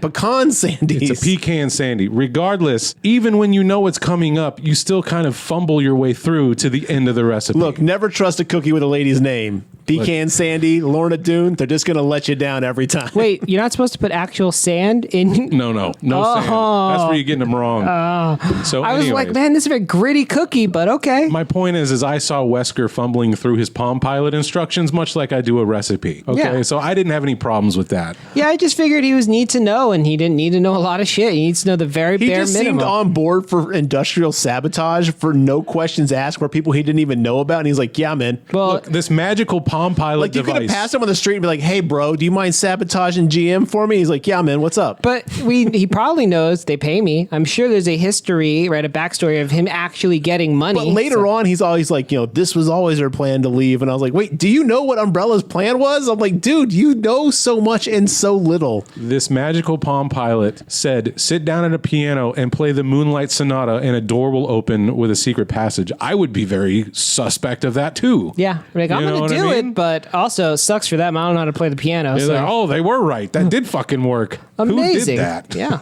Also, how do you have that level of detail, but not mention, okay, this is the vial that you need. You need the G virus. He's just like, I need those. It's like, God. Well, it probably just says grab the suitcase with the vials. That's all he needs to know. Also, Well, not if you're suitcase, ever a but- scientist, have multiple suitcases full of fake vials. Also, you know how Ada Wong is so fucking nonsense with all her cameos in the video games. I don't, because I always forget her characters in the video games until she pops up and I'm like, oh, this numbnuts. I'm like, oh God, we got to deal with this secret shadow society, which I don't know. Is she supposed to work for the Ashfords? I don't remember. Okay. It's so convoluted at this point that I don't really know. So we're in the mansion. Right. They round the corner, and Wesker goes, we better split up, because he wants to go do his shady double agent shit. And then Jill, being like all lovey-dovey, is like, I'll go with you, Wesker. And he like rolls his eyes, but he can't say no, because then it'd be weird. So they split into pairs. Now, Also, that Palm admittedly- Pilot's probably got maybe 32 megabytes of memory on it. I don't know how many instructions and Megabytes, like things. 32 you could- kilobytes. How much information you could put on that Palm Pilot? It's lucky to have any sheet music, let Yeah. alone all of I would love Moonlight if it was Sonata. the sheet music. But Right. someone does goes, what do you, like when they suggest to split up, they're like, what? Because I was like, all right, this tactical team knows this is dumb. Oops. And he's like, oh, so the faster we explore this, the faster we can get out of here. He's got to make up some bullshit Yeah. to get And away. then immediately Jill goes, I'll go with you, Wesker. Like, But- so thirsty. And then Chris looks at her like, oh no. But it's a lot better than the games when they come upon a pool of blood and go, I'll stay here and examine this. You, Jill, go by yourself and search the mansion. You're like, oh, okay. Seems like a good plan. Yeah, how long is it going to take you to examine a pool of to blood? say, I think you can just look at it and be like, yep, that's blood. We're done here. Blood. Hope this is not Chris's blood. But anyway, boy. they round the corner and they see someone hunched over. And this is the classic iconic scene from the original game where they come across a zombie. Your first zombie in the game. And it turns its head as blood splashes from the neck of the victim, and it looks at him and attacks. And this is the first encounter the team has with the zombie. And they shoot it dead, and they watch one of the Bravo team members bleed out, and they're like, oh shit, what's going on? They do more than watch. They do try to help. They're like, put as much you're pressure on here as you can. It's like, dude, his whole fucking neck's gone. But Leninsky or whatever his name is. I don't know. It starts with an M or something like that. Regardless, he's dead. he's The dead. outfits are really good except for Jill's. Well, I mean, do we really need Jill to be in her blue beret outfit? That was kind of strange in the 90s. I would love that outfit. Like, she didn't need the shoulder pads, but like the like, It just seemed so blue. weird at the time. Even 2022, like, who's wearing blue beret outfits? Like, The movie takes place in 1996 that's true. or Boom. something. Yeah, but it's about as weird Then as the... why put Brad Vickers in his iconic outfit? Why put Chris Redfield in his iconic outfit? Those make sense. And then put Jill in a sleeveless tactical vest with a fucking plunged V line. I'm like, first off, the thing is, I was upset that she was dressed in like skimpy tank top underneath tactical vest, and I was like, everyone else is in their like full tactical gear, and she's in this kind of like, check out my chest and my arms, and I'm like, no, put Jill in another tactical, like her more Right, original okay, outfit. something else, but her original outfit was more clownish than tactical. I don't know. A blue beret. Well, her Marvel vs. Capcom 2 outfit is fantastic with the blue pants and the blue shirt with a little bit of like the... They could have given her a bluish outfit to kind of Yeah. call back to that. Everyone else's like outfits were great except for hers. Chris got his green vest. He looked just Yeah, like he does in the Everyone game. looked just like their thing. Maybe it's okay. Here's what happened. She has Except for that Barry. Barry was way off. Yeah, well, He wouldn't fucking even- Barry. Barry not even seen in this movie. And they fucked that up too. That whole invisible Barry, wrong clothes. He was the one wearing the beret. You just didn't see him in the movie. That's right. Well, Jill's outfit was at the laundry because she thought this was her day off. She wasn't even supposed to be here today. Mm-hmm. Jill Dante. That's her name. That's Jill the Daunt Valentine. GDV. Cut outside to the helicopter. He's playing Snake on a very early cellular phone or Nextel style phone. He's playing that old game Yeah. Snake. The years And I'm like, just does don't that match make up. sense for Well, 1998? you know what's funny is I actually looked this up because I was like, I got to know more about some of these fuck ups. Evidently, the first phone that had Snake to be playable came out like a couple months after the events would have actually happened in this movie. Okay. So that wouldn't have been around technically. It's kind of like how Stranger Things' big finale ends with the main character knowing how to play Master of Puppets by Metallica to the fucking T, and that song had been out for like a month, and there's like no sheet music Look, or motherfucker, internet that to guy look it is a up. goddamn fucking Look, wizard. All right, it by ear. He can shred. Eddie Munson is a god. all Look, I right? loved his character, but that was a little much. I was like, yeah, okay, movie. Doesn't quite add up, but okay. When that record drops, the first thing you do is you pick up your fucking guitar and you start going. And you know, damn, and play the whole thing from start to finish, plus that intricate solo.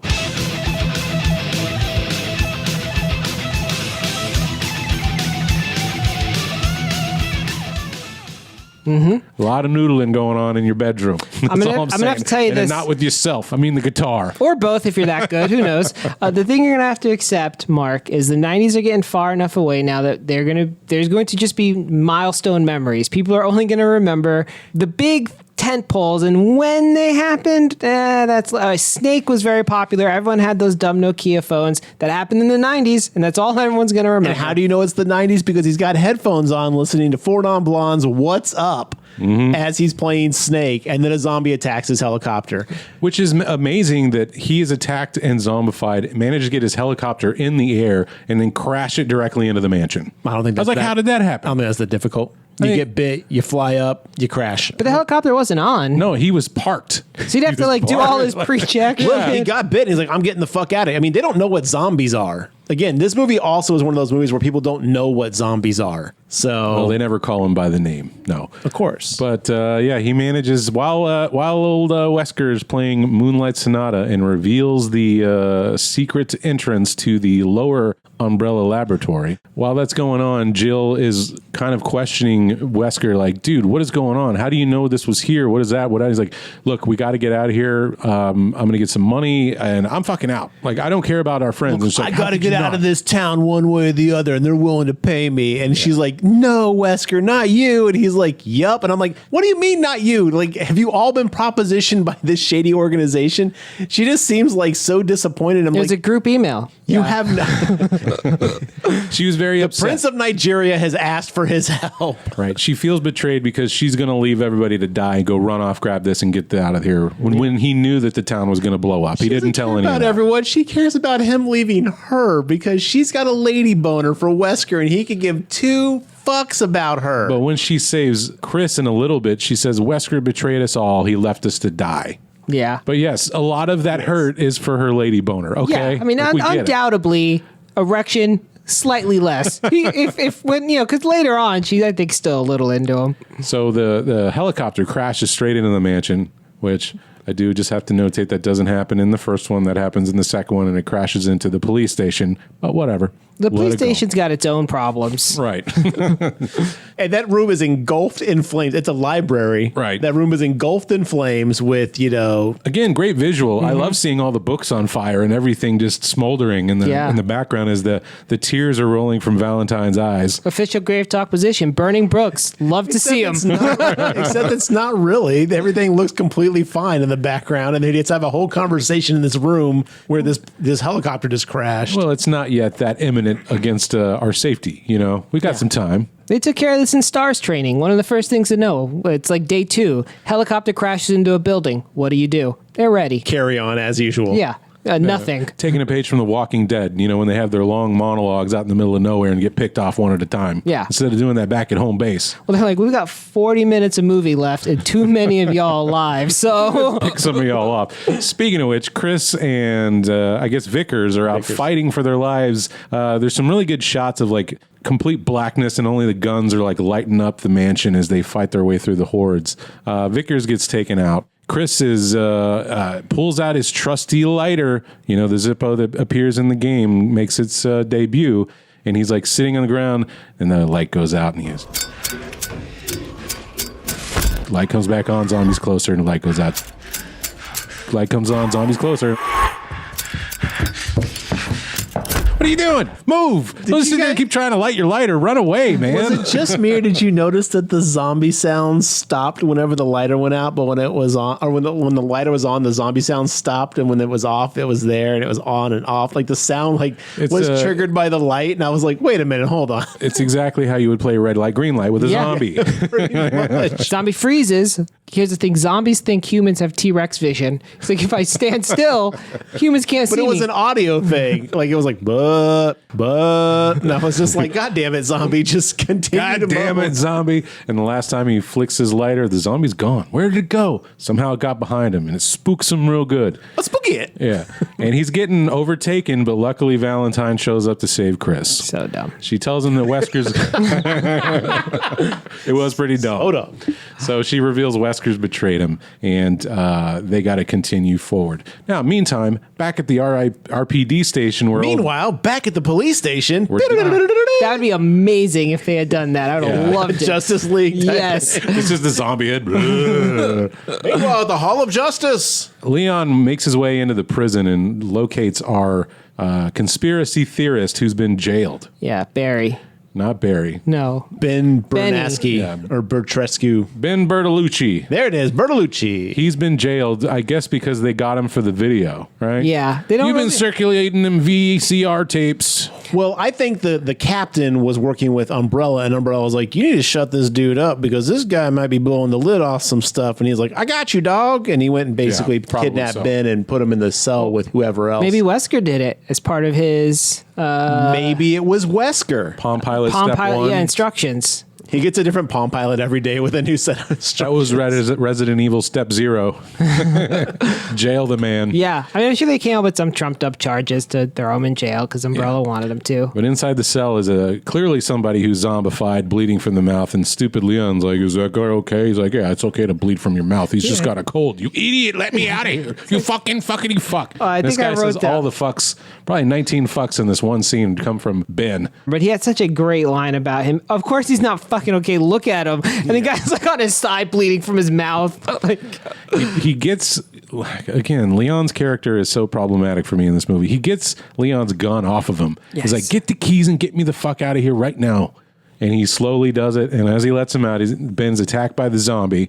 And well, are we going to talk about how Leon goes to the desk and fumbles through the desk like Mr. Bean and then gets the keys and then... It's his first interaction with a desk. And then Abbott Costello fumbles with them at the door and then is like, whoa, like fucking can't get a key into the... It was maddening what they did to Leon in this movie. And I'm not saying Leon's got to be a fucking like Neo level Matrix badass. No, he is a rookie, but he's not this incompetent. You cannot get into the... I almost said you can't get into police force being that incompetent, but I realized, you know what? I've met a lot of cops in my day, and that is incorrect. The thin, dumb line. Yeah. Coming next summer. Leon looked at that desk like, yeah, I've read about these, but...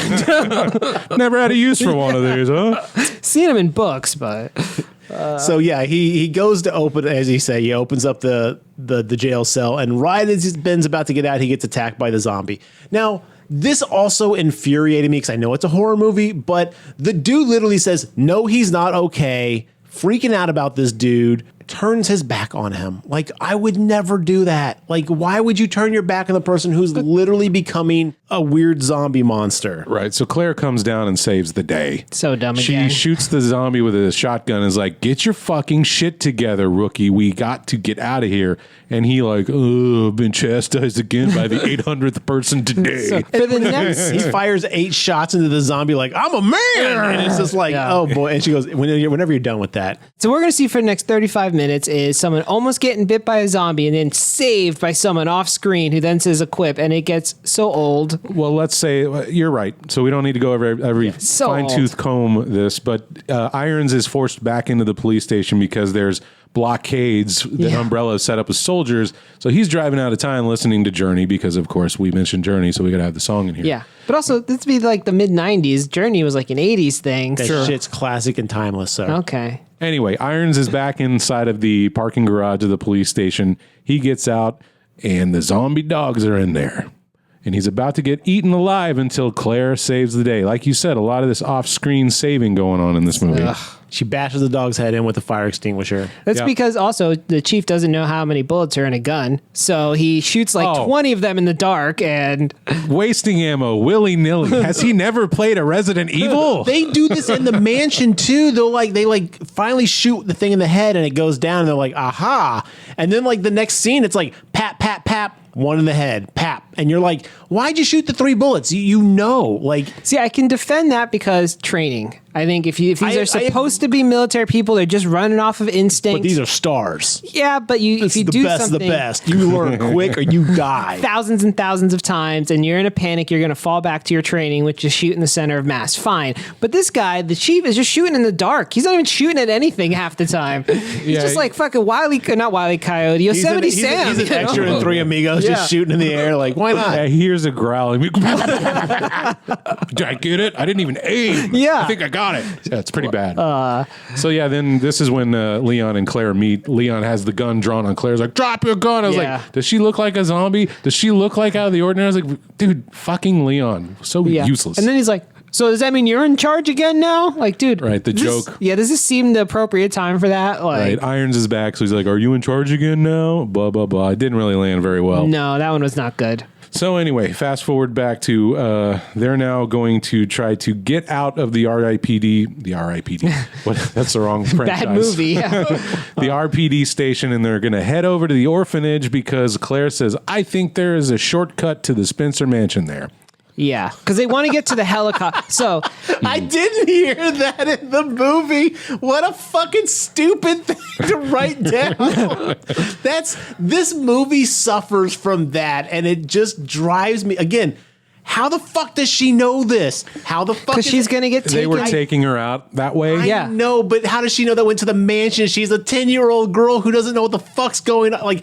Again, this movie just has this thing where characters know stuff and don't know stuff, and the audience is supposed to go like, okay, I guess that makes sense. She said, I've been researching this. I spend lots of times in chat rooms. And he's like, and Chris is like, what the fuck's a chat room? Oh, yeah. Like, Wesker says that, right? No, Chris, when she's telling the conspiracy theory shit to her brother. Yeah, at the beginning. Yeah. So maybe she discovered all this through her research and with the conspiracy theory guy. I love your effort to headcanon, John.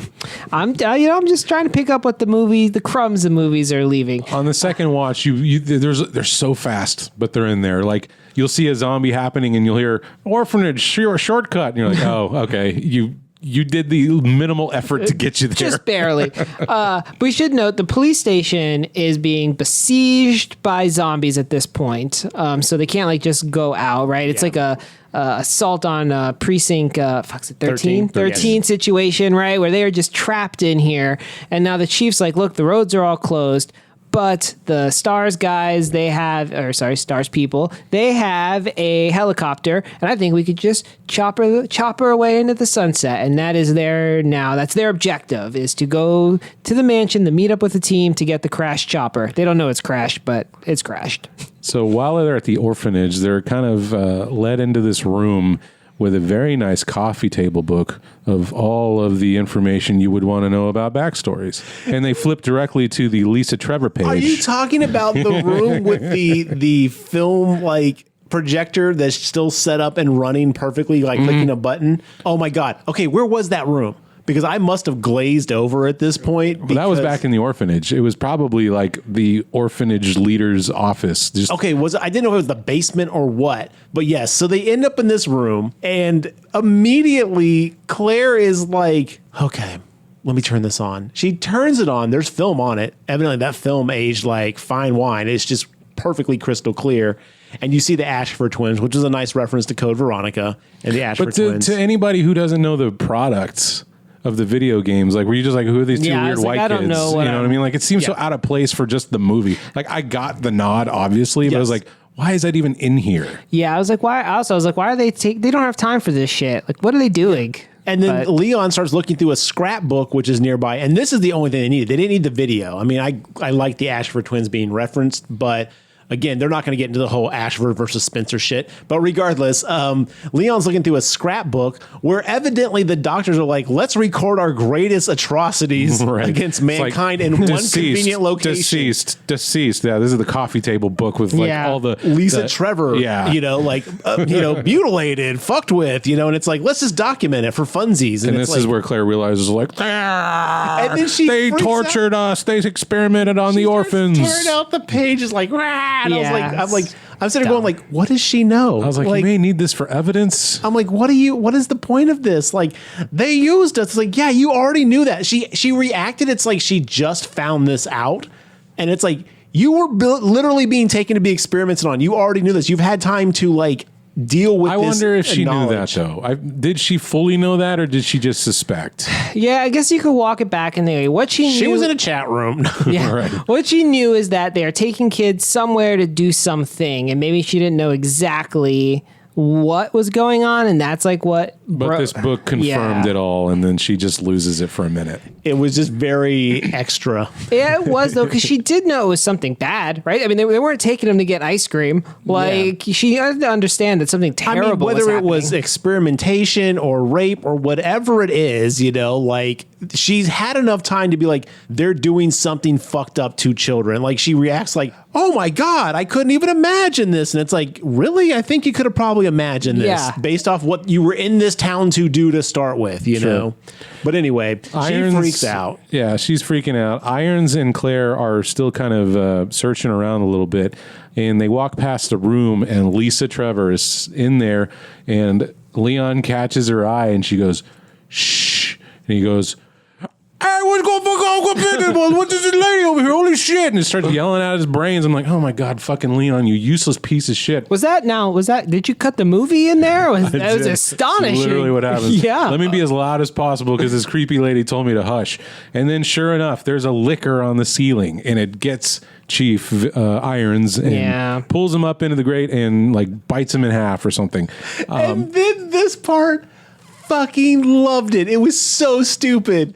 Lisa Trevor jumps on the back of the liquor, arguably one of the more like deadly monsters in the Resident Evil series. Oh, they suck. Every time you run into them in Resident Evil 2, they're the worst things to fight. God. And they imagine they would lick. They lick a lot. Yeah, They take so no sucking. so many bullets and stuff to put See what you down. did there. And she jumps on its back and wraps like a piece of cloth in its mouth and is like wrangling, like trying not to be bit, and like King Kong like rips its jaws apart and kills it, and she's like, bruh. Like she doesn't really do that, but like she like gets on the back of this thing and like breaks its jaw and neck, and she's like done. And I'm like, bullshit. No, in the like, game what you is gotta this like fucking superhero level like Hulk shit that she's doing on this thing? It takes a few rocket launches to kill a liquor in the game, not a piece of cloth in the mouth. You know, I thought you should have been able to bite right through that cloth. Oh yeah, easily. It was like a Swift Breeze type enemy. Oh, this must be like a level 1 enemy. Guess not, huh? This is a nothing enemy. Yeah, Yeah. that was a bit much. But the design of the liquor, spot on. Looks That's great. cool. Yeah. They did a great job on that. I didn't know what it was called. I just called it. That's a big monster. Liquor. Okay. Yeah. So Then in the games, Lisa- they actually have like names like the T23 or, Makes sense. the such and such experiment, but everyone just has like little nicknames like that's the grabber, that's the liquor, that's, And then Lisa recognizes Claire and goes, friend, and hands her a wad of keys. And she's like, you know where the mansion entrance is, don't you? And she's like, oh. Of course I And do. then shows her how to get to that secret entrance. Like I said, like a Clippy, right? Like, And then are they you looking for the mansion? and then they abandon Lisa, Yeah. which Adios. I did not think was fair because she just helped you guys to get out of here, and they're like, Oh, you're right. She's nuked now. She's dead. Oh yeah. Lisa's friend, dead. and it's like, no, actually not. You stay here and die. More like acquaintance, but I only worked with her. I don't know her that well. I would have co-workers. loved if Lisa turned around and was like, actually, you guys go ahead. I'll buy you time. Like in very like clear old Aw, English. poor- Like now the- thrown herself into a zombie horde and died. Yeah, this poor, like, messed up, experimented on child who's grown up in this orphanarium Her by one friend. herself, who basically recognized her only friend from ever, gets abandoned by her friend. And Claire never thinks about her or mentions her the rest of the movie. And this is a big problem I have with the whole Lisa Trevor plotline. It's just so weak and mishandled. It's so much better in the game. Yeah. It is a great part of that remake Yes. on the GameCube. And I understand you can't spend too much time, but why introduce her as this big of a character if you're not going to fucking do something with it? This is really sad still, but in Claire's defense, at that juncture, she didn't know the city was going to get destroyed at 6 p.m. or a.m. True, rather. but at this point, you're gathering people together. Like, come with us, Lisa. You fucking single-handedly manhandled a liquor to death. Come with us. We have a Hulk. Like it is a tissue paper thin defense, but she didn't necessarily leave her to die. You're right. At the very end,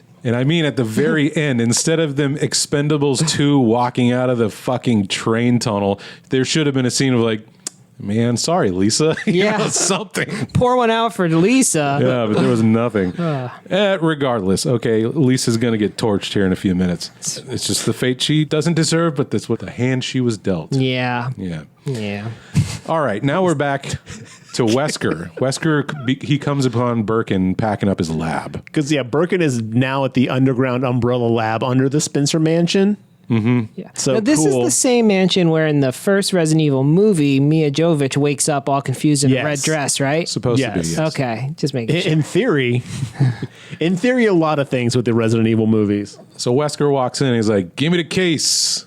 And I'll let you live. To set the scene, though, he's got his family there. This doctor, and they're like on the other side of the table of like a zombie flayed open, just being like, "Please kill me." They walk into this room and it's like alive and twitching, like miserable. And the wife goes like, Daniel or whatever his name is. She's like, even she calls him Dr. Birkin. It's weird. She's like, what are you doing? He's like, this is my work. And I'm like, yo, divorce court is immediately in the future. Yeah, she's like, once I'm not in mortal danger, we're gonna end this. Which in the video game, Annette Birkin is just involved as William is. Oh, she's also one of the scientists. They're both doing this. So one of my questions, spoiler for about 5 minutes in the movie. Why the fuck am I watching this? No.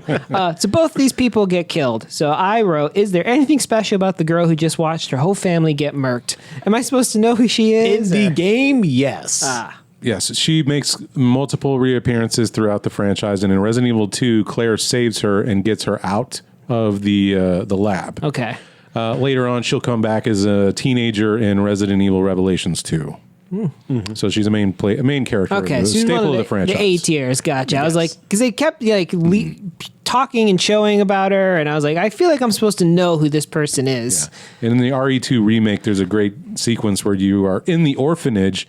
You've been captured by Chief Irons, and you got to play as Sherry to get out. Chief Irons is a bad guy in the games? Yep. Oh. Because he's in. Chief Irons is actually involved with Umbrella. He's been using the power of the RPD to kind of keep the town under wraps so Umbrella can do his shady shit behind it. That's the worst thing I've ever heard. I was really a fan of this guy. I loved you, Irons. You did me dirty. Yeah. And Wesker is actually just fully on board with Umbrella at this point. Yeah, I knew he was working, bad. I remembered him from the movie. He's way worse in the He's games just not trying to make a little scratch. He's actually full on involved. He's kind of like their man on the inside.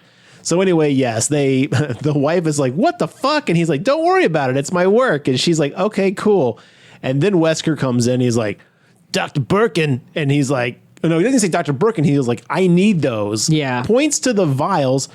And he's like, you can't have them. And he's like, give them here. He's like, not make really, me. He's like, I'm not really asking. No, not gonna. Finders keeper, bro. And he's like, who do you work for? He's like, does it really matter? And he's like, no, I guess not. And he turns his back to Wesker, and there's a gun behind the case. And he picks up the gun, and he spins around, and he shoots Wesker in the shoulder. Yes. Yeah, but I think it hit his vest is like we're supposed to think. No, it's his shoulder. You can see the bullet hole in his arm. Right. And then Wesker proceeds to put 3 right into Birkin, and Birkin goes to the floor. Yep. Bam! Family's freaking out. Oh. Annette grabs the gun, holds it at Wesker. Wesker goes, put the gun down! Like, don't do anything stupid. Shoots her right in the head. Bam. Bam! Yeah. And she goes down. And then Sherry goes and runs and hides. And then Fair. We watch Birkin.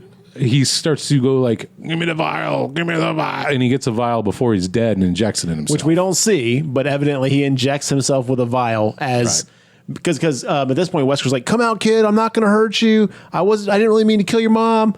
Blah, blah, blah. And then he goes look at the vial. He sees one's missing, and that's when Sherry comes out with the gun. She's fully strapped now, and she's like, "Aha! Now I have the upper hand, sucker." And I was like, 3 McFlys, same gun. Sherry's got the drawn gun on, or he got the gun drawn on Wesker. Now, what happens here? Does someone shoot Jill Wesker? shoots him. Off screen, naturally, yes. Because I thought fucking Sherry blew him up. I was like, yo, kid. I didn't see the like muzzle flash. I was like, did that kid just fucking lay out Wesker? Holy shit. You just hear "Prap." Yeah. And then, there's Jill off screen. Wesker goes down to the ground. He's like, I wasn't going to do it, kid. I wasn't going to pull the trigger. I think he would have pulled the And trigger. then Jill's all like, how could he's like, it was just about the money, but I'll tell you how to get out of here because I'm a good guy. I really didn't want to hurt anybody. I'm a good guy. I regret all my decisions in the last 45 minutes. It's so bad the way they make him try to become like not even an anti-hero, just become like a sympathetic, villain. And he is so much not that in the games. But maybe that's what the next movie's journey will be. Except that he's working with fucking Ada, and Ada. Anyway, let's get Wesker straight up dies. Yeah, dead. Okay, he's gone. Deadsville, baby. Jill's crying a little bit. Oh, my Wesker, my big boy my Wesker's sweet gone. boy toy. My almost child murdering crush. And they escape through the tunnels, and they end up on the train. Yeah, pretty badass train. Is this from the game? Yes, okay. part 2. Nice. This is more part 2 than part 1. This movie is a lot more part 2 than part 1. Okay. Well, it's because it's no Barry. Barry, where's Barry? Dead Birkin has mutated into the mutant that's what I creature was from part 2. Okay. He's got the eyeball shoulder and the long graspy fingers, all like bio looking, almost like This was Kaneda great. from Akira. Yeah, and he's fucking up Chris. Akira, if you will. Akira, sorry. Tatsuo Kaneda. So they're fighting it out, and Chris basically can't get through a skinny doorway, so he's like, "Take the kid, Jill, and get out of here to safety." And I think that's when Jill and them run into like Claire and all them. But Claire, I think, is who kills the monster off screen because Chris is getting fucking schooled. Yes, because during this fight, yes. Yeah. and so like Birkin becomes like like Monster Birkin, which I was like, "Oh, are we getting tyrants in this movie?" Also, we didn't get a tyrant. No tyrants, just G mutated monster Birkin. Yep. And he's all like, he grabs Chris and he's like, Gherkin. the fact that you think that you could be a son of mine, ha ha ha, you dumb, ignorant fool. Like, you're nothing to me. I'd never be a dad to you. And he's just like, stop saying these things, man. Getting his ass fucking handed to him by this monster. Your words sting more than this beating. Which I'm just like, wow, the insult to injury. It's like, I'm going to kill you. But by the way, you were nothing to me. And then, like, he ends up, like, I think Claire shoots him and knocks him down so to the Chris ground. is like in a corner, like basically just crying, like I loved you, Dad. No, not really, but we are definitely amping it up a little bit. It's not this severe. He's whipped. Why did he need to even talk about not being a son? Because we needed some closure to that plot line they opened up. We didn't. Who knows? Because they're like, you know what? We haven't stuffed enough in this movie trying to put 2 video games in there. Let's add some original They shit. just tried to make us care about characters, and we didn't need. Like, we don't care. There are heroes. Done. Yeah. Green. We're going. We're on board already. Like, you don't need to be like, well, Jill's in love with so-and-so, and Chris has a daddy complex, and Claire just wants to basically get revenge. And it's like, we don't give a shit about anything. We care about zombies. We care about our heroes doing badass shit, and we care about Umbrella. That's all anyone's cared about in fucking Resident Evil. No one ever goes back and thinks about the games and like, wasn't that great when Leon got to shake the president's hand? He was like, finally, validation for my hard work. No one says anything like, remember when Leon totally took out that Granado or whatever, who was like a giant fucking ogre thing? That was rad. Moving on. It drives me crazy. I gotta this tell fucking you, movie tried to do all that, and I was did like, not bother me as much as at all. I was just like, all right, this is dumb, but it was so paint by numbers bullshit to try to get us to be sympathetic to these characters, and it's like, we don't need it. We're already here for them. I just thought it was cool that this monster was trash talking and kicking ass. So I was like, all right, cool. Filmmakers going to make film. Yeah. Okay, they're going to put this stuff in Physical and emotional damage. Like, That's how we roll. I have to tie that thread up nice and neat with a villainous monologue at the end. I'm going Yeah. to dump it in there, and that's what happens. It was so dumb anyway. Yeah, but we spent, Evidently, I had a more problem with time it. ranting about it than it was in the actual movie. The whole scene was like 3 minutes Regardless, long. all right, I have a problem with it. Moving on. So Claire shotguns him right in the face. Yeah, I thought it was gonna have to be like a real big fight. Like they'd have to team up, but this guy gets shot one time, is like dead. This whole movie suffered from that. Anytime the liquor showed up, boom, done. You know, fucking, I almost said Gordon Birkin shows up, boom, done. You know, I'm just like, yo, y'all gotta have some stakes to these monsters. Yeah, Like, the zombies were more effective than these giant mutated beasts. Agreed. In my notes, I was like, oh, boss fight. Nope. Then I put a frowny face. That wasn't very boss at all. But don't worry, he's not actually dead. He's just mostly dead. Just like in the game. Yeah. So okay. I just said yeah, like I knew. Yeah, exactly, like the game.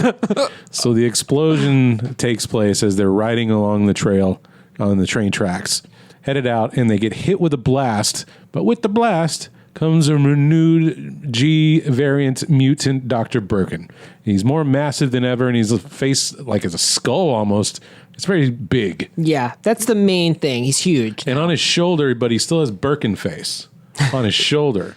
You know? Yeah. And he manages to grab Claire, and they start struggling, and Claire takes a knife and stabs it right into the eye of Dr. Birkenface on the shoulder, enough to stun him as he drops Claire. Everybody's like, oh shit, this is game over.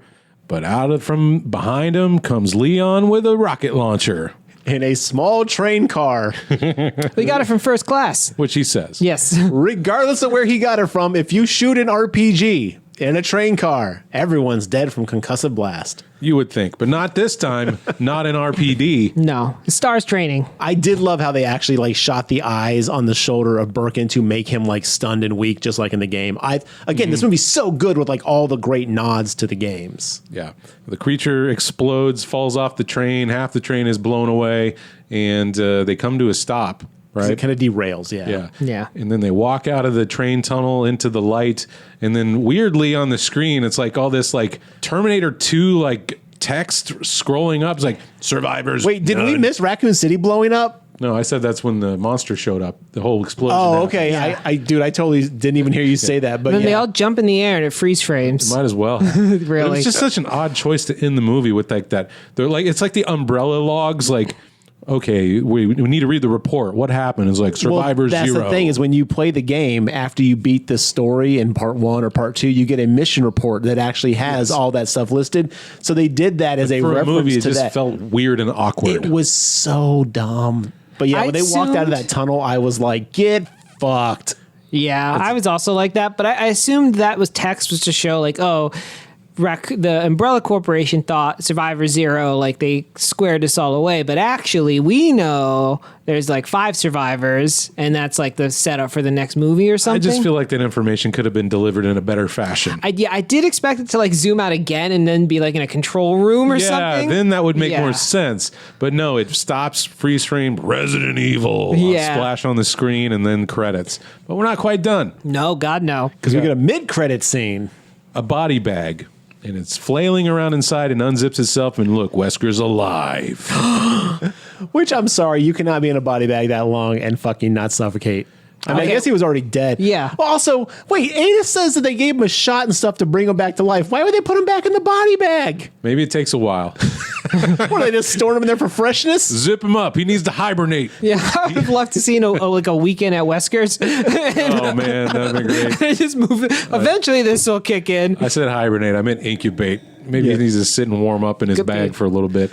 But he gets up and he's like, blah, blah, blah. What is going on? Who are you? He's like, doesn't matter. And then Ada, My eyes, I can't see. yeah, he's like, that's just one of the side effects of coming back from the dead. And then hands him the patented Wesker glasses. Which he wore in the first game. He was Right. always in sunglasses. He's always had these on, but not in this movie. And he puts them on, and his voice immediately changes. Did you notice that? He's like, Yep. I can't see. Who are you? Yeah. Like, Well, okay. Another side effect. Right. Those glasses make me talk deeper because Yeah. now I feel like I'm cool. And then I was like, oh, I remember you from the movie. Yeah, is that when you realized who it No, was? I reckon Okay. that the name's distinct enough that I was like, oh, I was confused because he's a bad guy in the movie. And, Right. But yeah, when Ada Wong like walks out, he's like, who are you? She's like, Ada Wong. I was like, of course. Of course, she's supposed to be clandestine, but we're going to give her her whole first and last fucking name. I was so pissed every time they said that. So Ada's there, and Ada's like, you work for us now. And he's like, let's do this. I'm in Resident Evil. Do I still get Palm Pilots? Because those were cool. I'm really into tech. Yeah, so Ada's not in the first game. She's mentioned via email on one of the computers in the game, but she's definitely in part 2. Yeah. So you find out there's another group that's basically trying to like kind of it's an offshoot of previous Umbrella people who are also trying to bring down or do their own Umbrella. It's messy. It's so messy. And I never even played the Chronicles games either, which I hear makes it even fucking more convoluted and shit. But great. That's what this franchise needs. More convolution, please.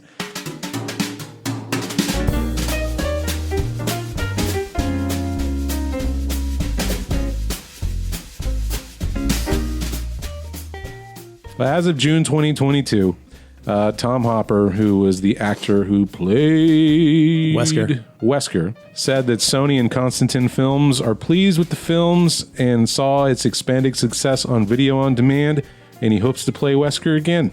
The director has also gone on to say that he's looking forward to adapting more games from the franchise, and he really wants to do Code Veronica next. Ooh, that's so. I don't know anything about that. This is why they would put the Ashford twins in there, as if he was like getting that little tie-in now, in case he got the opportunity to do it again. But you said that story sucked. Why would they do a movie with a sucky story? Maybe he wants to rewrite it. Okay, and then they could do the remake with the movie story. Honestly, they can only go up.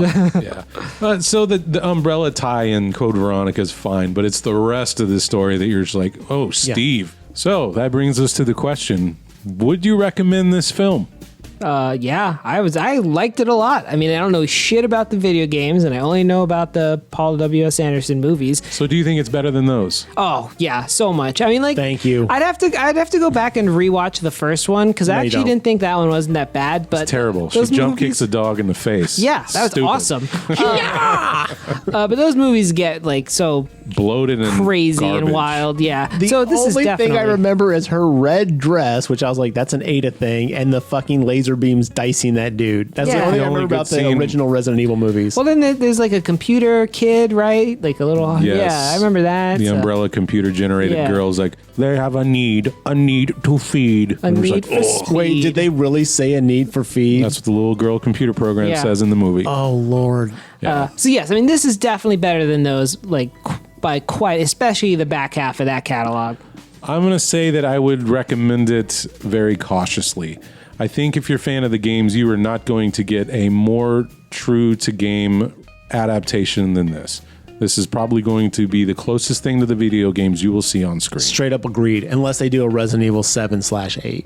Which this director says he wants to, if he can get that far down. Himself. Funny enough, originally this movie was tied to James Wan producing with another guy writing. Russo. The Captain America fucking Endgame people. Like they were going to make a Resident Evil movie, and it was basically they wanted to base it more off 7 because 8 wasn't out yet. So but I'm not sure what happened, but yeah, they ended up walking away from the project. They went to Mortal Kombat. Yeah, and made that one. They left it because they wanted to focus. So in that case, then y'all dodged a bullet because that Mortal Kombat movie sucked. I didn't like it. Yeah, this is better than that movie. I never saw that movie. You know what? You're right. I think I agree. I think this is better than Mortal Kombat 2021. Where the guy's I haven't seen Mortal Kombat, and I'm going to agree with you guys. Yeah. Well, the guy's like, I'm an MMA fighter, except I suck and I'm the last person you want in a fight. He's fucking trash. God, that's right. They make up a whole new combatant. Yeah. Who is just like Johnny No Nuts off the streets. The worst. I think I'd have a better chance with no combat training than this guy did. But regardless, like I said, I would cautiously recommend it just to see what you think about it. If you play the games, sounds like if you haven't played the games, it might be a better time in general. So I will add an asterisk to my recommendation that it's a stupid movie. The movie is fucking dumb. But if you could accept that, and I sometimes like dumb movies, right? I mean, I've watched like Commando and bullshit, and like go watch Predator, dumb movie. But if you can accept that, that's my favorite back of the box. It's stupid. It's fucking dumb. Predator's way better than this. But it's a dumb movie. Oh no, get fucked. Predator's like. You know what they don't do is they're like, guys, I had a father figure in Dutch, blah, blah. No, these are our heroes. They're going to go do some stuff. That's what this movie should have done. Okay. You're going to... Rescind your Predator example and let's move on. No, Predator is great, but things can be great and dumb. Sometimes they're great because they're dumb. I don't know what you're talking about. As someone who basically loves the movie Hot to Trot, calling Bobcat Goldthwait in the voice of John Goodman, I have no idea what you're talking about. RoboCop and Predator are perfect movies. Sure. You know what?